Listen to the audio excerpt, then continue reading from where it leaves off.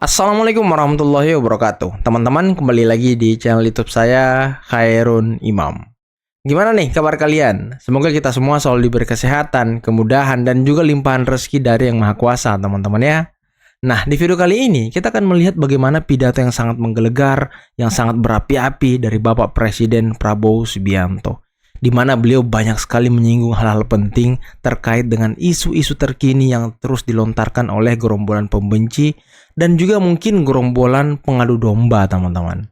Nah, saya tuh salfok atau salah fokus dengan Pak Prabowo yang sempat menggebrak meja, menggebrak podium saat beliau membahas Indonesia gelap. Sejengkel itukah Pak Prabowo? Nah, untuk menjawab itu, mari sama-sama kita simak videonya berikut ini. Kebohongan bisa diteruskan, tapi satu saat begitu kebohongan kelihatan, hilang kepercayaan dari orang. Nah itu, saudara-saudara. Jadi suatu rezim atau suatu organisasi atau suatu kelompok yang melancarkan sesuatu atas dasar kebohongan akan dipatahkan. Saya juga ya.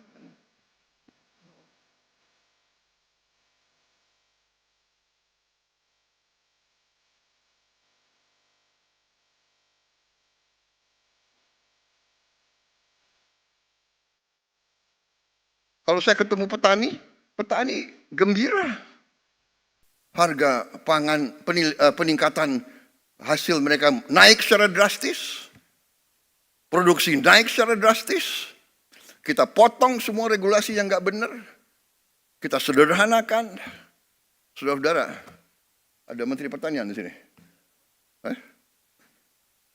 Menteri Pertanian itu selalu ada di sawah. Keliling kemana-mana, ya sudahlah, nggak apa-apa.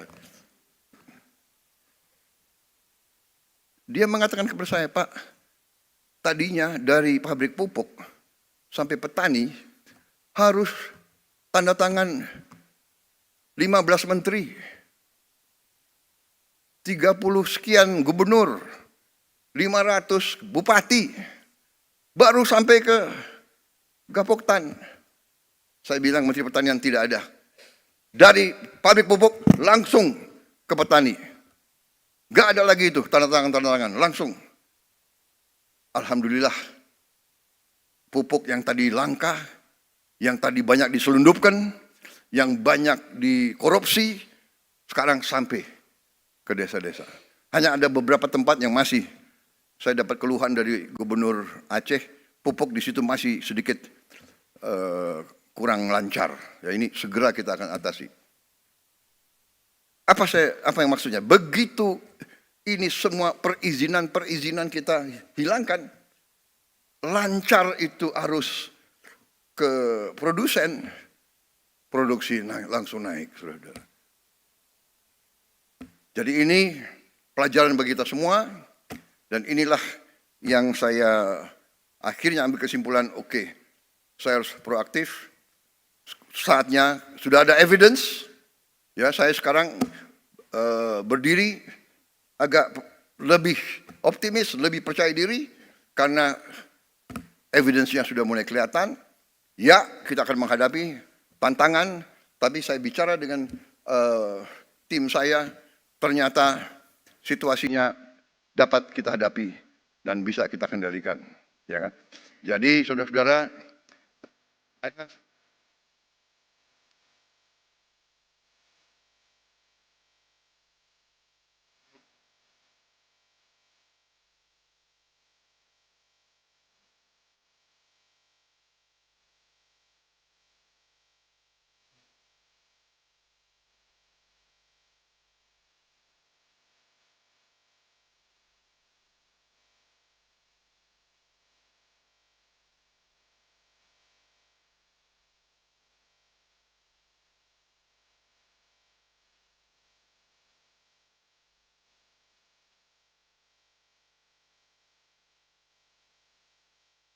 saudara-saudara, waktu saya minta disederhanakan arus pupuk ke petani, pupuk dari pabrik milik pemerintah, pupuknya disubsidi pemerintah, uang rakyat, iya kan?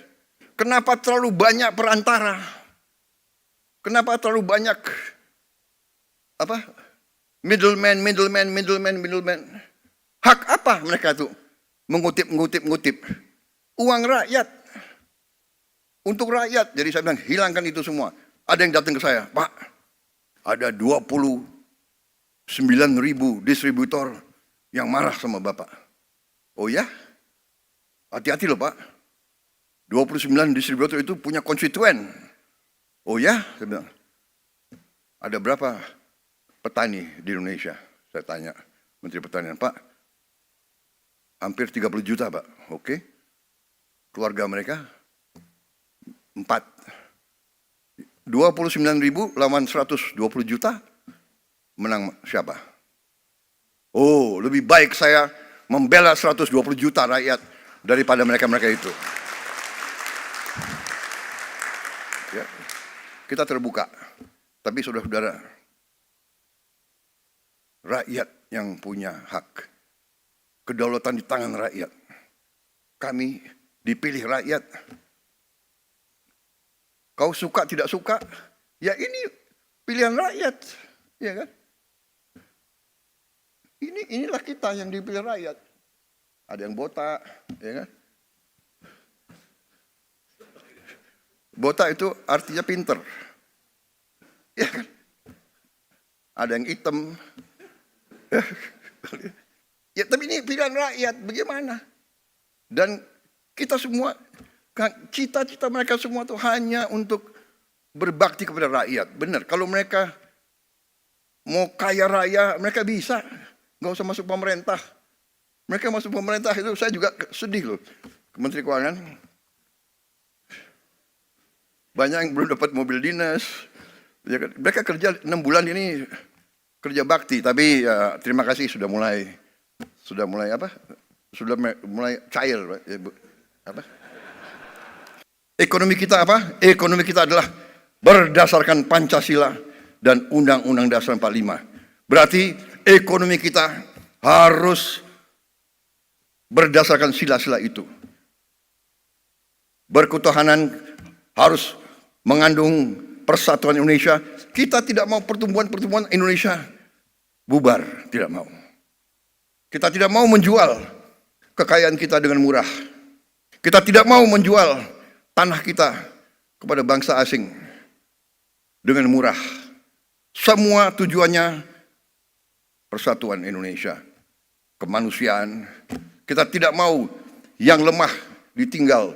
Kita tidak mau yang miskin disuruh bersaing dengan yang kuat.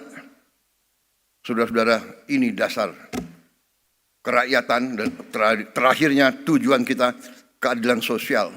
Ini yang mendasari pemerintah kita. Dan pelaksanaannya pasal-pasal ekonomi yang ada di Undang-Undang Dasar 45, pasal 33. Bahwa ekonomi kita ya azasnya adalah kekeluargaan.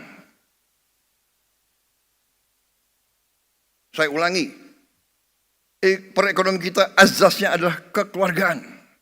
Tidak boleh ada orang yang lapar di Republik yang merdeka 80 tahun. Tidak boleh ada orang yang tinggal di bawah kolong jembatan. Ini menusuk rasa keadilan. Tidak boleh ada orang yang tidak makan. Ini yang mendasari dan kita buat strategi.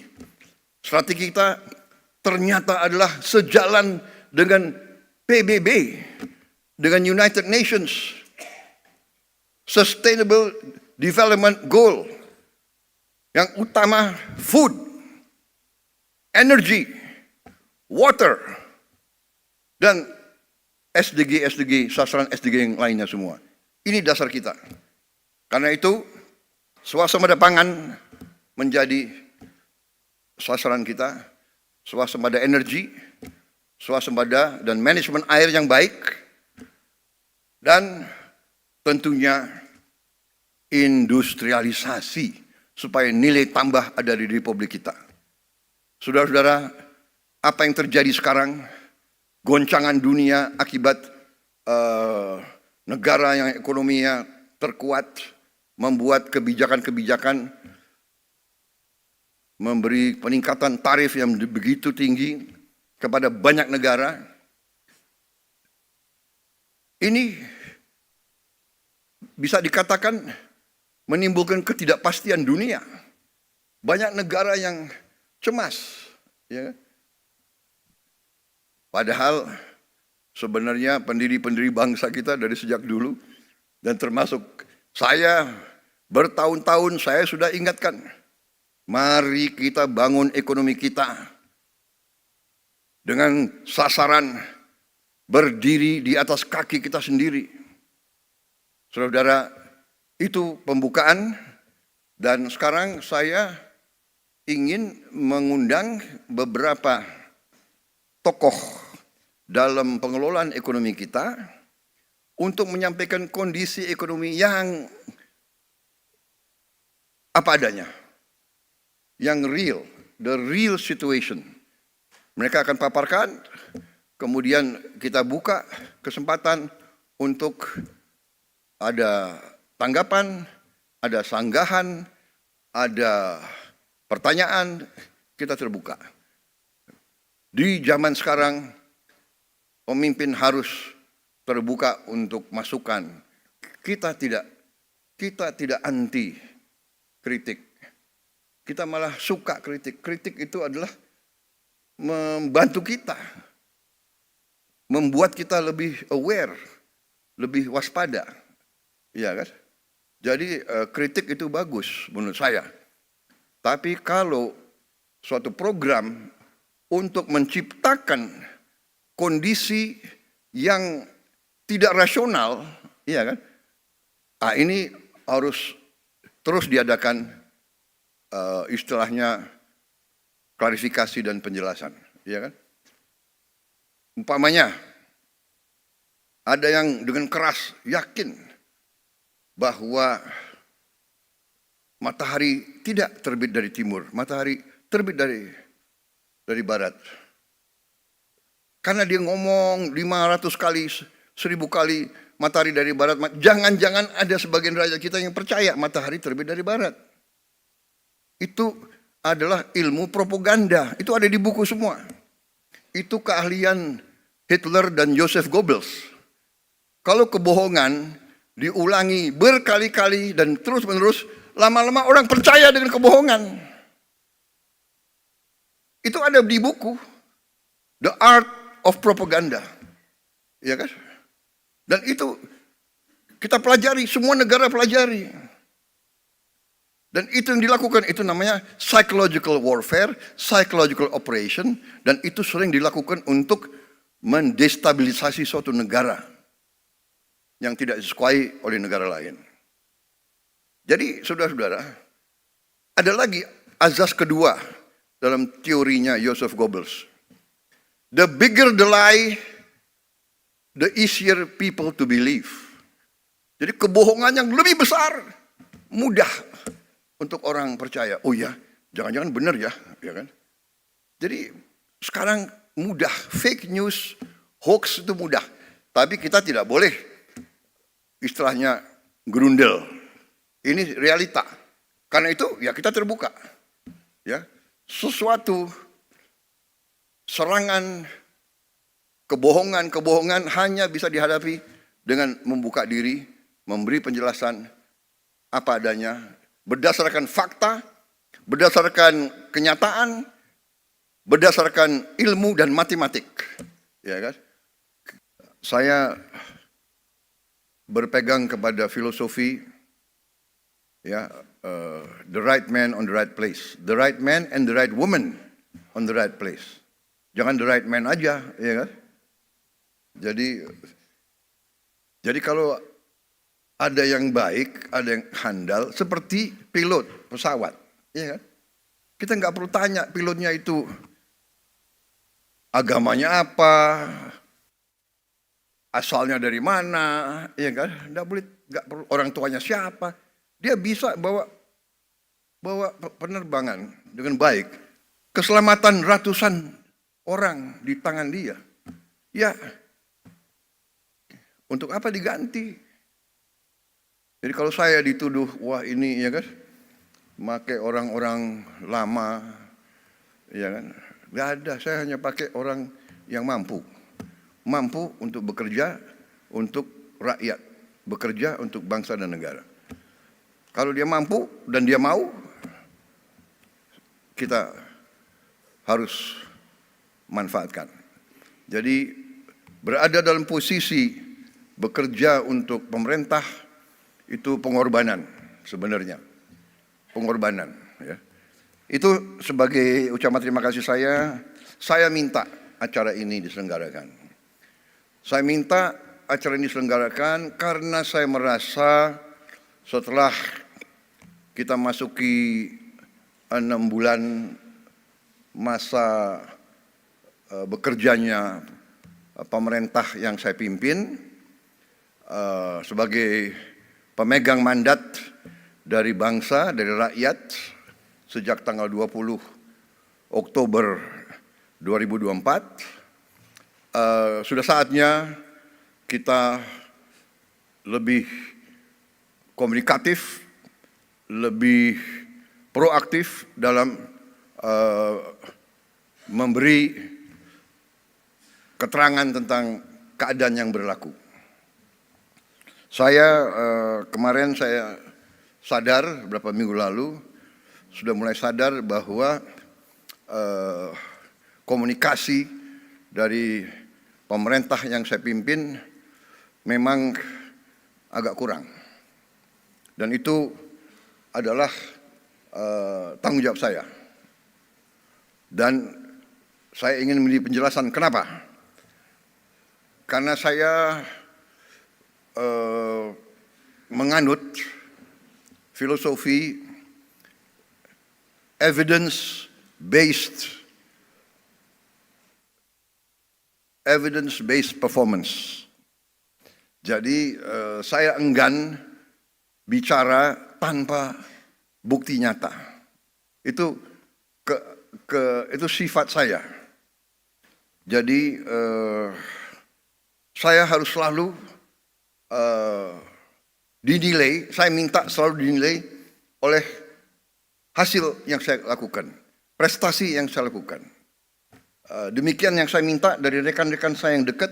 Saya hanya lihat mereka dari pengabdian mereka, dari prestasi mereka, dari energi mereka, dari niat mereka. Saya benar-benar tidak pernah nanya, apakah waktu saya seleksi menteri-menteri ini, apa saya tanya, Anda partai mana, Anda orang tuanya siapa? Kan saya tidak. Suku Anda siapa, suku Anda apa, agamamu Anda, tidak.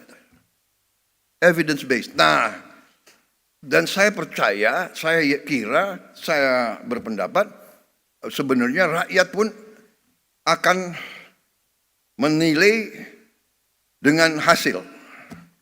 Ya, saya memang sering diejek karena saya juga membuka kesempatan untuk diejek, ya kan? Kan saya bilang saya nggak suka orang yang hanya omon-omon. Akhirnya omon-omon jadi apa tuh? Jadi populer ya, dipakai di seluruh Indonesia itu. Iya kan? Dan saya nggak suka hanya omon-omon. Terus terang aja. Jadi saya pikir oke, begitu saya ditetapkan sebagai pemenang oleh KPU, saya kumpulkan tim kecil dan kita mulai bekerja. 5 bulan kita kerja terus tanpa diliput media. Kadang-kadang diliput media malah kerjanya sulit, ya. Karena media ingin bukti seketika. Padahal tidak ada dalam manajemen suatu usaha, dalam manajemen suatu organisasi, dalam menjalankan suatu proyek, tidak bisa seketika. Yang bisa seketika itu hanya Nabi Musa yang punya tongkat. Kita manusia tidak bisa seketika. Semua itu adalah perencanaan. Perencanaan yang matang. Perencanaan dasarnya adalah pengumpulan data yang benar. Sesudah perencanaan mencari awak, mencari orang untuk melaksanakan rencana itu. Rencana terbaik, gagasan terbaik, tanpa awak yang bisa melaksanakan, tidak akan berhasil. Sesudah itu baru mulai. Dan Sesudah pelaksanaan baru kita lihat hasil. Ini adalah fenomena hidup. Nggak bisa kita tanam pohon, kita minta buahnya turun lusa. Tidak mungkin. Ini melawan hukum alam. Kita cari benih yang bagus, kita cari tanah yang cocok, kita harus ada sumber air, kita harus ada cuaca yang baik, kita tanam, kita rawat, baru hasilnya mungkin 5 tahun, 6 tahun. Ya kan? Pohon kelapa sawit yang sekarang menjadi bisa dikatakan miracle crop. Saya kemana-mana semua nanya, semua minta kelapa sawit dari Indonesia, kelapa sawit dari Indonesia. Kelapa sawit itu 5 tahun baru produktif. Iya kan? 5 tahun, 6 tahun. Jadi dibutuhkan perencanaan, pemilihan personalia, pelaksanaan yang benar, dan keteguhan, ketabahan, dan kesabaran. Jadi saudara-saudara, waktu kita ambil alih pemerintahan, kita bekerja keras karena kita persiapannya sudah baik, dan kita sudah punya strategi, kita sudah punya keyakinan apa yang harus kita lakukan. Dan bagi kami sangat terbuka, kami sangat transparan, kami buat buku strategi transformasi bangsa. Dan kita sebarkan, saudara bisa buka di situ. Di situ jelas dan gamblang dasar-dasar pemerintah yang saya pimpin. Dasarnya adalah Pancasila dan Undang-Undang Dasar 45.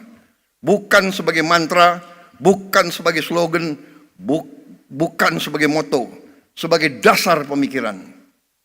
Nah teman-teman, itulah tadi pidato yang sangat luar biasa, pidato yang sangat menggelegar dari Bapak Presiden Prabowo Subianto, yang kalau kita lihat ya, memang beliau kesal dengan gerakan-gerakan ataupun propaganda dari para pembenci yang terus menyuarakan dan menggalakkan aksi Indonesia gelap. Di tengah pemerintahan Prabowo Gibran beserta kabinetnya itu bekerja sekuat tenaga, setulus hati untuk membuat Indonesia makin cerah dan lebih cerah lagi teman-teman.